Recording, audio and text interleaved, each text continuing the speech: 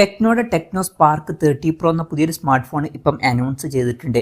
ഈ ഒരു വീഡിയോയിൽ നമ്മൾ നോക്കാൻ പോകുന്നത് ടെക്നോ സ്പാർക്ക് 30 പ്രോ എന്നുള്ള സ്മാർട്ട് ഫോണിനെ പറ്റിയിട്ടാണ്. നമ്മൾ ആദ്യം ഫീച്ചേഴ്സും കാര്യങ്ങളൊക്കെ നോക്കുകയാണെന്നുണ്ടെങ്കിൽ ഡിസ്പ്ലേയുടെ കാര്യത്തിൽ 6.78 ഇഞ്ചിന്റെ ഫുൾ HD+ ഡിസ്പ്ലേ ആണ് ഇതിൽ വരുന്നത്. അമോലെഡ് ഡിസ്പ്ലേയും കാര്യങ്ങളൊക്കെ ഇതിൽ കൊടുത്തിട്ടുണ്ട്. പഞ്ചോൾ ഡിസൈനും വരുന്നുണ്ട്. പഞ്ചോൾ വരുന്ന ടോപ്പ് സെൻറ്റർ ഭാഗത്തായിട്ടാണ്. 120 Hz റീഫ്രഷ് റേറ്റ് ഒക്കെ ഇതിൽ സപ്പോർട്ട് ചെയ്യുന്നുണ്ട്. 10 ബിറ്റ് ഡിസ്പ്ലേ ആണ് ഇതിൽ വരുന്നത്. പിന്നെ ഫ്ലാറ്റ് ആയിട്ടുള്ള ഡിസ്പ്ലേ ആണ് ഇതിൽ കൊടുത്തിരിക്കുന്നത്. പീക്ക് ബ്രൈറ്റ്നസ് 1700 നിറ്റ്സ് ആണ് വരുന്നത്. അപ്പം അത്യാവശ്യം നല്ല ഡിസ്പ്ലേ ഫീച്ചേഴ്സും കാര്യങ്ങളൊക്കെ ഈ ഫോണിൽ വരുന്നുണ്ട്. ഈ ഫോണിന്റെ തിക്നെസ് വരുന്നത് 7.4 mm ആണ്. പ്രോസസ്സറിന്റെ കാര്യം പറയുകയാണെന്നുണ്ടെങ്കിൽ മീഡിയാടെക്കിന്റെ ഹീലിയോ G100 എന്ന പ്രോസസ്സറാണ് ഇതിൽ കൊടുത്തിരിക്കുന്നത്.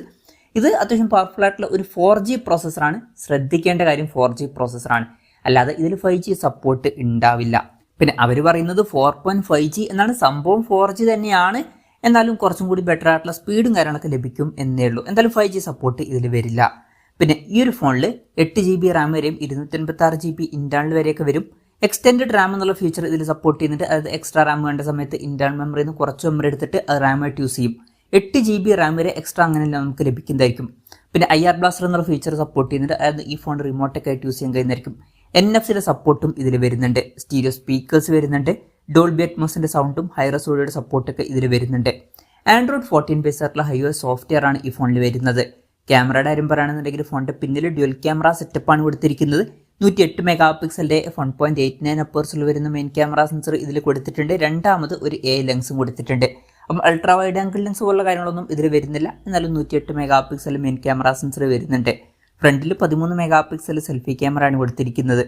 ഇനി ബാറ്ററിയുടെ കാര്യം പറയുകയാണെന്നുണ്ടെങ്കിൽ 5000 mAh ബാറ്ററി വരുന്നുണ്ട്. 33 വാട്ടിന്റെ ഫാസ്റ്റ് ചാർജിംഗ് സപ്പോർട്ടും കൊടുത്തിട്ടുണ്ട്. Type-C ചാർജിംഗ് പോർട്ടുമായിട്ടാണ് ഈ ഒരു സ്മാർട്ട് ഫോൺ വരുന്നത്. അപ്പം ഇതൊക്കെയാണ് ഫീച്ചേഴ്സിനെ പറ്റി പറയാനുള്ള കാര്യങ്ങൾ. പിന്നെ പറയേണ്ട ഒരു കാര്യം എന്താ വെച്ചാൽ ഈ ഒരു സ്മാർട്ട് ഫോൺ ഇപ്പം അനൗൺസ് ചെയ്തു എന്നേ ഉള്ളൂ. വിലയും കാര്യങ്ങളൊന്നും അവർ ഇപ്പം അനൗൺസ് ചെയ്തിട്ടില്ല. ഇപ്പം ഗ്ലോബൽ മാർക്കറ്റിലാണ് ഈ ഒരു ഫോൺ അനൗൺസ് ചെയ്തിരിക്കുന്നത്.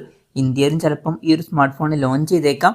പിന്നെ ഇന്ത്യയിൽ ഈ ഫോൺ ലോഞ്ച് ചെയ്യുകയാണെന്നുണ്ടെങ്കിൽ നമ്മുടെ ഒരു എക്സ്പെക്ടേഷൻ പറയുകയാണെന്നുണ്ടെങ്കിൽ ഈ ഒരു ഫോണ് ഒരു 12,000 രൂപ പ്രൈസ് റേഞ്ചിലൊക്കെ ആയിട്ട് ലോഞ്ച് ചെയ്തേക്കാം. കൺഫർമേഷൻസ് ഒന്നുമില്ല, ജസ്റ്റ് നമ്മുടെ എക്സ്പെക്ടേഷൻ പറഞ്ഞു എന്നേ ഉള്ളൂ.